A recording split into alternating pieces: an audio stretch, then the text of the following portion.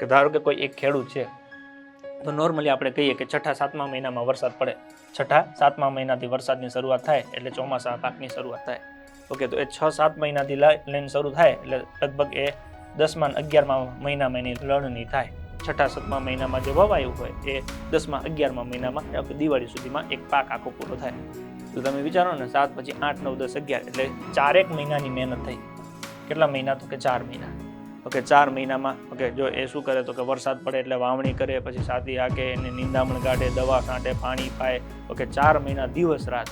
ને એમાં પાછું કેવું ખબર કે સવારે 8 વાગે મજૂર આવે તો સવારે 8 થી લઈને સાંજે 8 વાગ્યા સુધી પોતે ખેતી કામ સાથે સંકળાયેલા હોય. 8 વાગે વાળું પાણી કરીને 9 વાગે હોઈ જાય, રાત્રે 2 વાગે લાઇટ આવે. ઓકે, તો 2 વાગ્યાથી ઉઠીને સવારે 8 વાગ્યા સુધી બિચારા પાણી વાળે, અને 8 વાગે તો મજૂર પાછા આવી ગયા એટલે એની હાથે પાછા ભેગા જોડાઈ જાય. આવી મહેનત ઓકે 3 થી 4 મહિના કરે. ઓકે, 4 મહિનાના અંતે પાક તૈયાર થઈ ગયો હોય અને અચાનક જ વરસાદ આવે, 1 કલાકમાં આખું હોત ફેરવીને મૂકી દે. કોનો વાંક? એમાં ખેડૂતનો બિચારાનો કંઈ વાંક?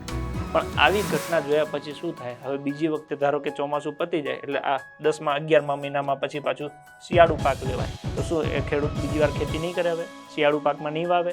વાવશે જ તે, ખ્યાલ પડે? ઓકે, પછી એ એવું ના કે નહીં હવે આ વખતે વરસાદ પડ્યો કાંઈ થયું નહીં તો આવતામાં કાંઈ નહીં થાય, મૂકી દો, હાલો માંડી વાળો.